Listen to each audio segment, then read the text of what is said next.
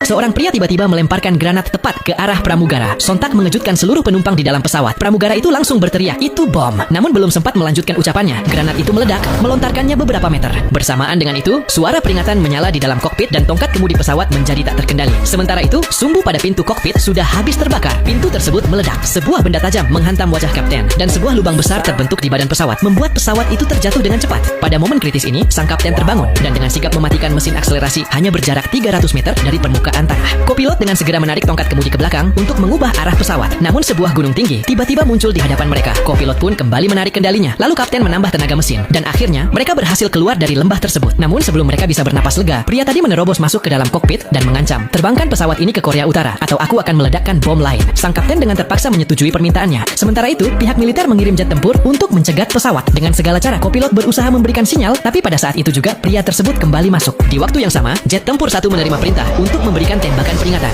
Jet tersebut segera bergerak ke depan pesawat penumpang. Jet tempur 2 juga mulai menembakkan peluru di dekat pesawat. Namun pria itu tidak takut sama sekali. Ia memerintahkan kapten untuk tetap terbang ke arah tujuan yang diminta. Sekarang, jet tempur 1 diperintahkan untuk menembak lagi. Pada saat krusial itu, kopilot dengan cerdik menyalakan saklar bahan bakar yang menghalangi pandangan bagi jet tempur dan secara efektif menyelamatkan pesawat penumpang. Saat mereka mendekati perbatasan, jet tempur 1 naik tinggi untuk menembak dari atas. Namun kopilot kembali menarik tongkat kemudi dan pesawat naik secara vertikal. Kapten mengatur tenaga mesin ke tingkat maksimal yang menyebabkan pria itu terlempar dari kokpit ke dalam kabin penumpang. Melihat kejadian itu, kopilot segera mengumumkan. Semua orang merunduk dan pegangan yang erat. Pesawat naik dengan cepat dan membalik melintasi garis perbatasan. Kini, pesawat terbang dalam posisi terbalik. Pria itu mulai merangkak untuk kembali menuju kokpit. Begitu kopilot melihatnya, ia dengan cepat memutar pesawat. Pria itu kembali terhantam dinding dan kopilot segera berlari untuk menangkapnya dan berhasil mengatasi seluruh krisis dengan sukses. Kejadian menegangkan ini terdapat dalam film berjudul Hijack 1971 tahun 2024.